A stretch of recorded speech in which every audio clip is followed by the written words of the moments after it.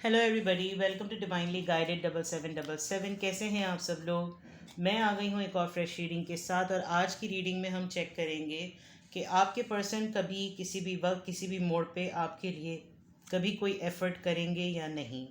Will they make any effort for you at any point of time.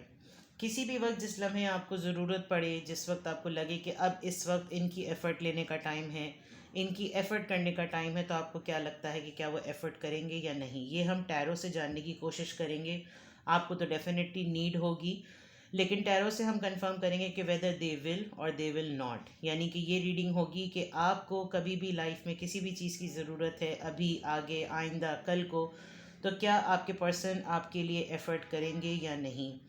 ये depend करता है कि आप अपने रिलेशनशिप की किस स्टेज और फेज़ में हैं। आप वेटिंग में हैं, लॉन्ग डिस्टेंस रिलेशनशिप में हैं, प्रोग्रेशन में हैं, मैरिड हैं, एंगेज्ड हैं, कमिटेड हैं, सीक्रेट रिलेशनशिप में हैं, एक्स्ट्रा मैरिटल अफेयर में हैं। आप उनसे जिस भी तरह की भी कोई भी कमिटमेंट एक्सपेक्ट करते हैं, तो क्या आपको लगता है कि क्या आपके पर्सन कभी आपके लिए कोई एफ़र्ट करेंगे। ये टाइमलेस, जनरल और कलेक्टिव रीडिंग होगी। जब कभी भी आपकी नज़र से गुजरेगी तो ये आपका उस वक्त का मैसेज होगा। मैसेज वही लीजिएगा जो लगे आपको अपनी सिचुएशन से मैच करता हुआ। टैरो में ये मैसेजेस आए हैं, सब अपने इम्पोज मत कीजिएगा। सॉरी, दरवाजे पे नॉक हो गई थी। सारे मैसेजेस को अपने ऊपर इम्पोज मत कीजिएगा। हमेशा अपनी प्राइवेट रीडिंग लें, मुझसे लें या किसी और से लें, या जब आपको तसल्ली हो जाए कि आपने तमाम इन्फॉर्मेशन गैदर कर ली है, तभी आप किसी कंक्लूजन पर पहुंचिएगा। आई डोंट नो ये मैं रिपीट कर रही हूँ या बात या नहीं, लेकिन नॉक हुई थी, इस वजह से मैं थोड़ा सा मैसेज इंट्रो डिलीवर करने में जो है वो थोड़ा सा डिस्ट्रैक्ट हो गई। But now I am focused. Let's see कि आप क्या आपके पर्सन कभी भी आपके लिए कोई एफ़र्ट करेंगे। Will they ever make an effort for you. 6 of pentacles, taurus, Virgo, Capricorn. पहले ही से कुछ कहना बिफोर टाइम होगा। मैं सारे कार्ड्स निकालती हूँ और फिर ही बोलती हूँ, वरना अभी एक ही मैसेज से क्लियर हो रहा है, but one card is not enough. क्या आपके पर्सन कभी आपके लिए एफ़र्ट करेंगे। Will they ever make an effort for you. Night of swords, alright, fast. 8 of swords, Libra, Gemini, Aquarius. 3 of cups, Cancer, Scorpio, Pisces. All right. And Ace of Pentacles. Well, Taurus, Virgo, Capricorn. आपके person और आपके relationship में potential बहुत ज़्यादा नज़र आ रही है। आपके पर्सन का प्रॉब्लम कमिटमेंट इश्यूज़ का बहुत सिवियर नज़र आ रहा है। इनको कमिटमेंट और रिलेशनशिप इश्यूज़ बहुत ज़्यादा हैं।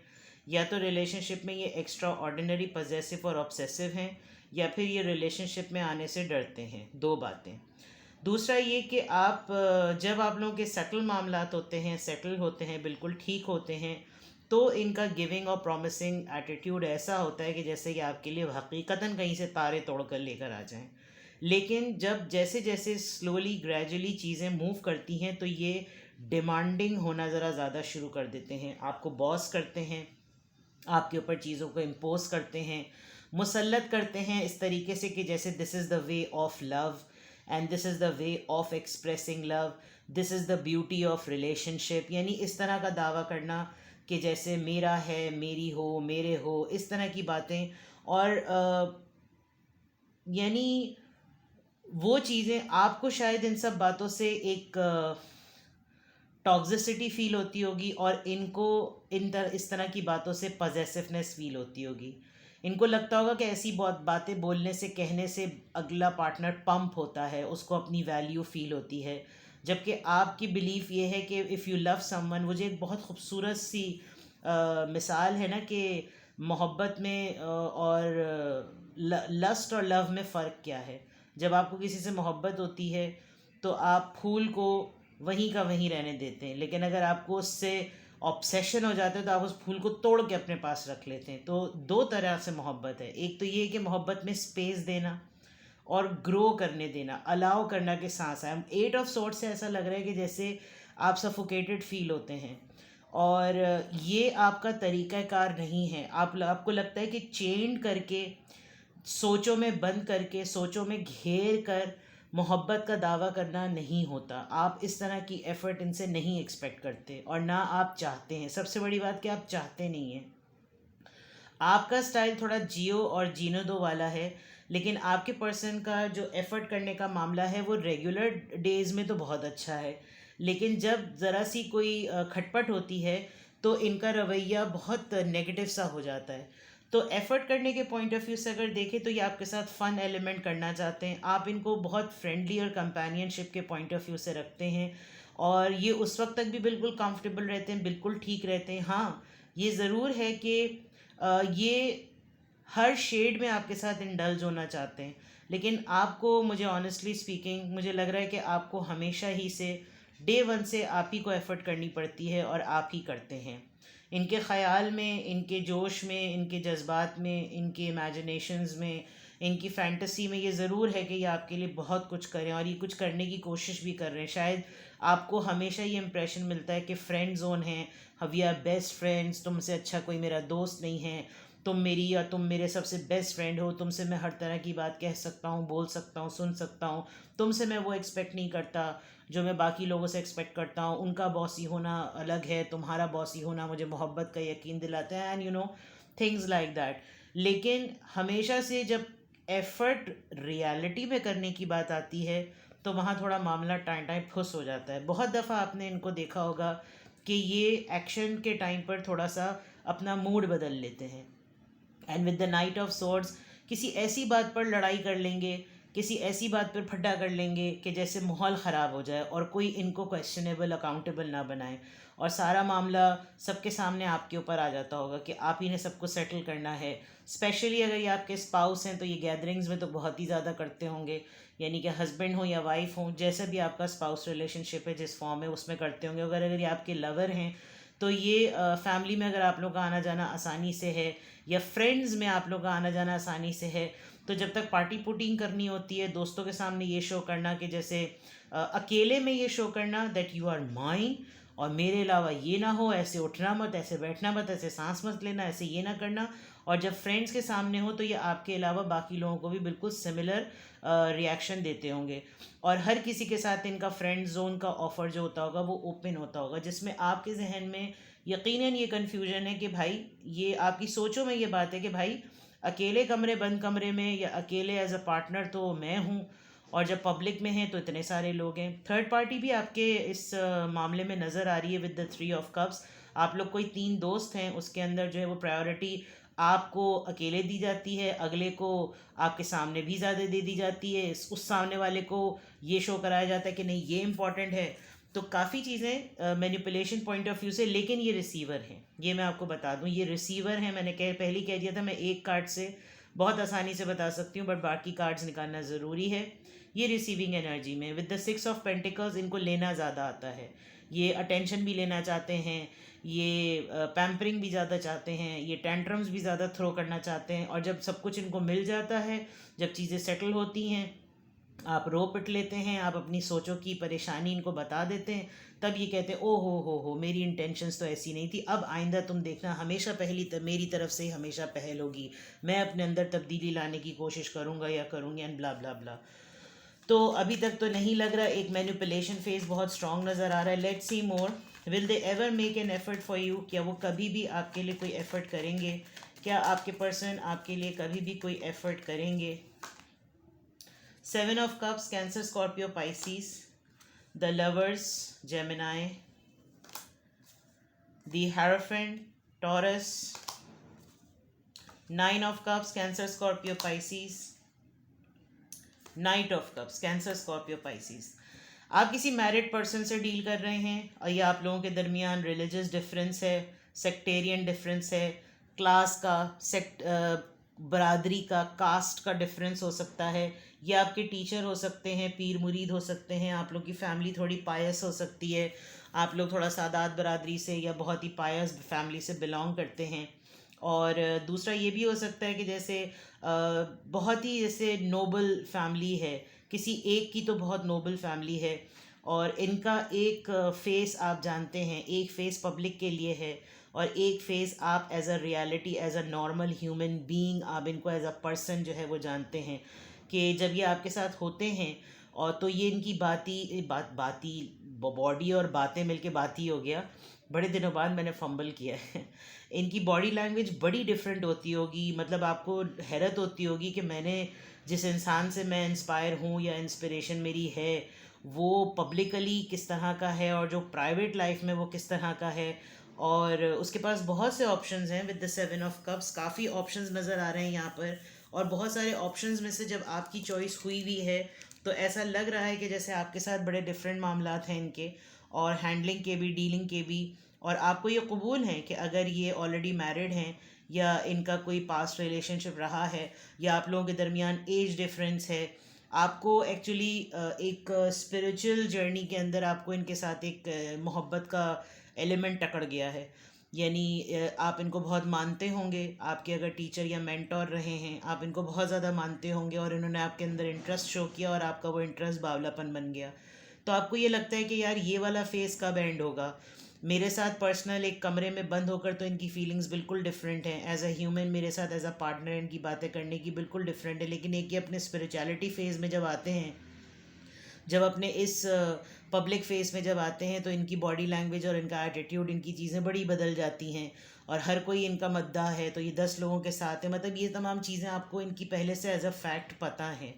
दूसरा ये कि आपके person definitely with the 9 of cups आपको बहुत इम्पॉर्टेंस देते भी हैं, उनको बड़ी खुशी महसूस होती भी है कि आप उनकी लाइफ में हैं, बिकॉज़ उनके लिए तो ये एक एक्स फैक्टर और बोनस मिलने वाली बात है। लेकिन ज़्यादातर इनका फेस आपकी तरफ से मुड़ा हुआ ही होता है, या ये पब्लिकली ये शो नहीं कराना चाहते कि आपका और इनका बॉन्ड इतना स्ट्रॉन्ग है, और ये अकेले में तमाम काम कर जाते हैं। और यहाँ पर आपके साथ आपके ऊपर इनका यही इम्प्रेशन है कि जैसे भाई एक तुम ही खाली नहीं हो या खाली तुम ही नहीं हो, बहुत सारे लोग हैं ज़िंदगी में, 10 झमेले मेरी ज़िंदगी में, जब इस तरह की बातें। तो एफ़र्ट पॉइंट ऑफ व्यू से बहुत मैनिपुलेशन नज़र आ रही है, बहुत मास्टर स्ट्रोक्स नज़र आ रहे हैं, बड़े ध्यान से और बहुत संभल के चलने वाला मामला नज़र आ रहा है। ऐसा नहीं है कि जैसे चीज़ें जो हैं वो इस तरह से हो रही हों कि बिल्कुल ठीक है जनाब, बिल्कुल सही है जनाब, और जैसी तुम्हारी मर्ज़ी, मैं सरखम तस्लीम, सब चीज़ें तुम्हारे मुताबिक, ऐसा नहीं है। और आपके साइलेंट ट्रीटमेंट को, साइलेंट मोड को देख कर ही भी ये बाज़ दफ़ा एफ़र्ट करते हैं, क्योंकि एक चीज़ आप ही देख सकते हैं, एक 9 ऑफ कप्स एक वाहिद एक कप है और यहाँ 9 ऑफ कप्स है। कंप्लीट ये डेफिनेटली फील नहीं करते आपके बगैर, आप इनके साथ जुड़ेंगे तो ये 10 ऑफ कप्स के साथ एक रिलेशनशिप कंप्लीट होगा, लेकिन वो चीज़ कंप्लीशन पर नहीं है। तो it is a big possibility, it's a big surety कि आपके पर्सन आपके लिए चाहते तो बहुत कुछ हैं, वो आपके लिए तमाम ख्वाहिशात का इजहार करना, सब कुछ करना चाहते हैं, लेकिन एफ़र्ट इस फेज़ में आके अटकी हुई है।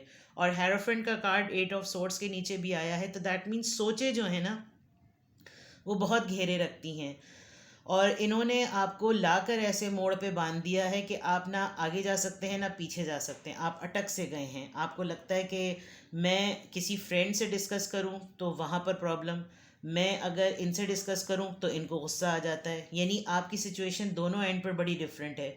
और जब यही सब कंसर्न्स आप इनसे डिस्कस करते हैं कि भाई आप एफ़र्ट करें, आप कुछ करें, तो ये आपके साथ एक दो इंटरमेसी के सेशन करके आपको काम डाउन कर देते हैं, और फिर ये बिल्कुल अपने आप को कूल एंड काम करके आगे बढ़ जाती होंगी या बढ़ जाते होंगे। जेंडर स्पेसिफिक आपके हिसाब से है, आप लोग के मैटर में चीज़ें उस हिसाब से सीरियस नहीं हैं जिस हिसाब से एफ़र्ट की एक्सपेक्टेशन आप इनसे डिमांड कर रहे हैं।